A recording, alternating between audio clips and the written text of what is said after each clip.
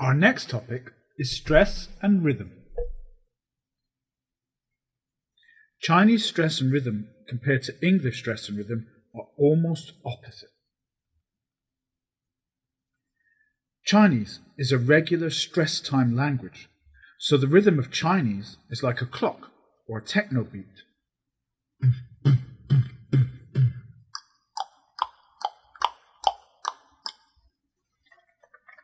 But English is very irregular and very flexible, more like a jazz drum or a hip-hop beat.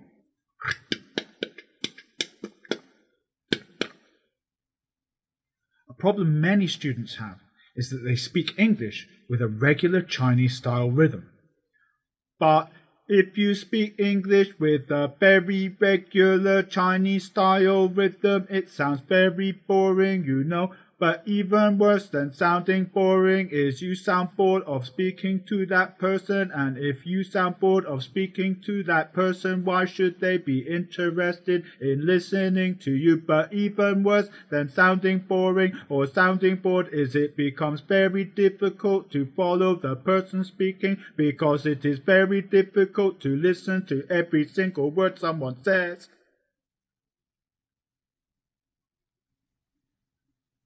If you speak English with a regular Chinese-style rhythm, then you can sound boring, and you can sound bored of speaking to whoever you're speaking to.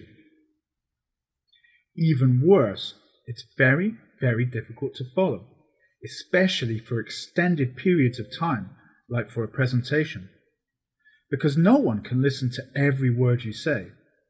You can't do it in your first language, and you definitely can't do it in a second language. Listening is stressful. Listening takes a lot of energy. Listening takes a lot of concentration and focus.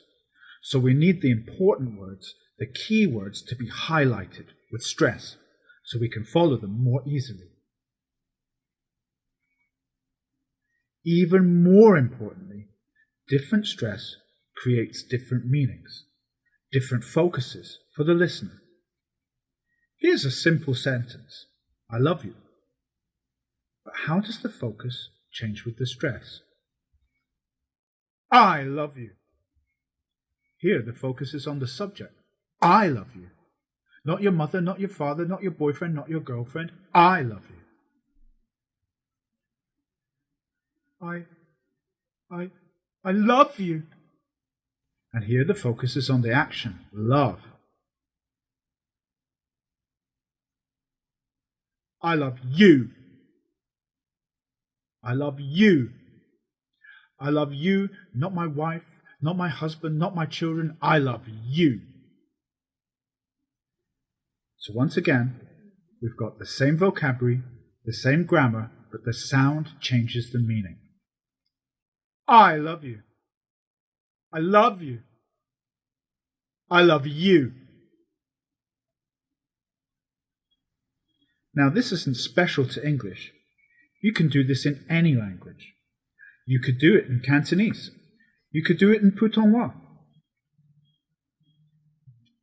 But the difference when speaking Chinese, people only tend to change the stress, change the rhythm when they feel passionate, when they feel excited, angry or emotional. So if you listen to two Hong Kong people arguing in the street, the rhythm isn't. It becomes more like English.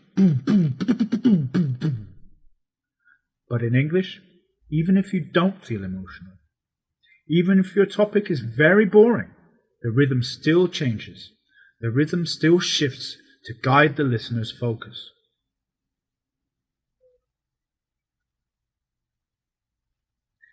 Now try an activity about sentence stress.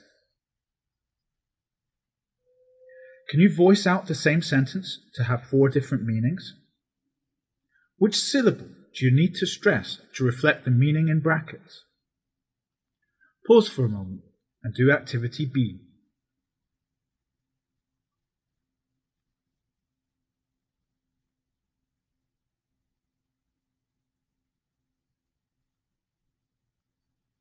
Are you ready? Let's check. Number 1. My brother is a doctor, not your brother. Number 2. My brother is a doctor, not a lawyer.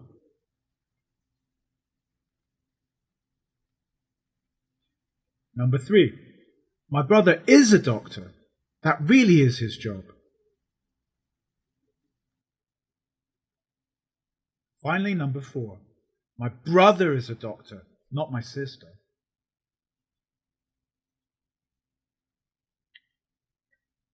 Pausing and stress are intimately related. They have a 1-to-1 ratio. So that's one beat, one stressed syllable per pause, per breath, per thought group. Be careful. Don't stress too much. If you stress every word, you will sound like...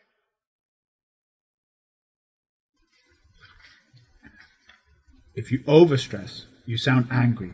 It sounds like you're scolding your listener, and no one likes to be scolded. So remember, it's one main stressed syllable per breath, per pause, per thought group.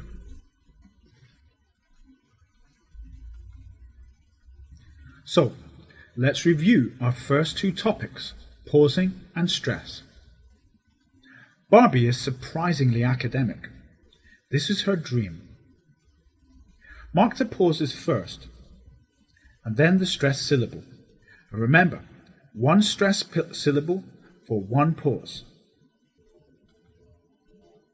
Pause for a moment and do activity C.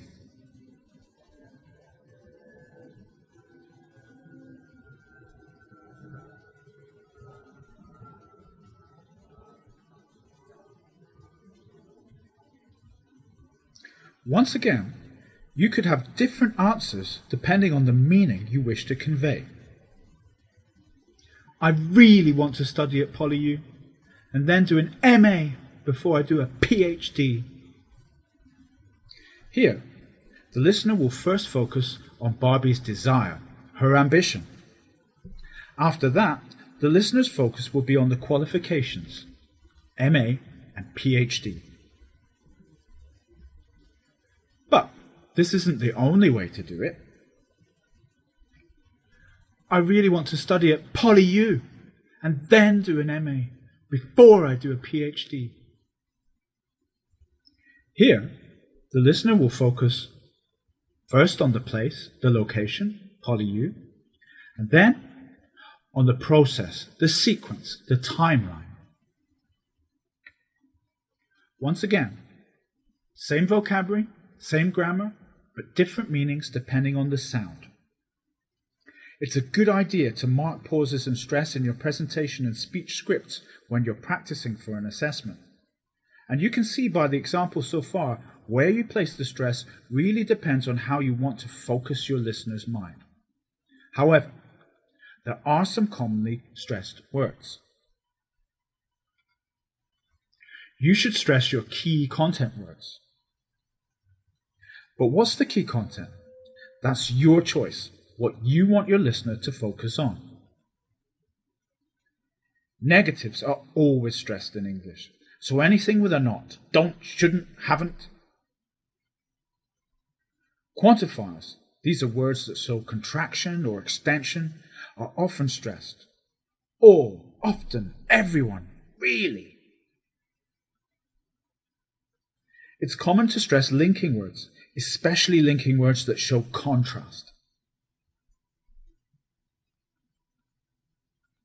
And it's also common to stress question words.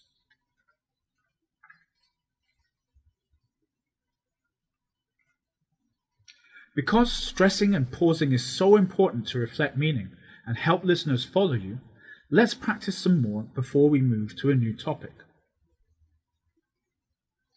Pause for a moment and do activity D. Mark the pauses and the stressed syllables.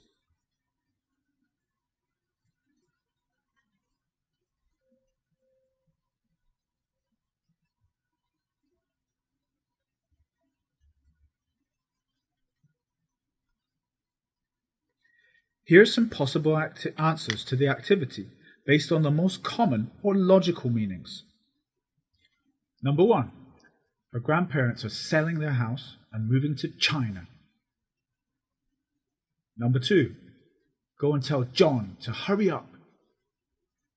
Number 3, where should we go for our next holiday? Number 4, I want to take a month off after all this hard work and just relax. Number 5, Simon Garnier from the New Jersey Institute of Technology believes that 5G will cause digestion problems. You might have different answers. That doesn't mean you're wrong. But remember, the meaning that your listener understands might well be changed by where you stress and where you pause. That's the end of our pausing and stress topic.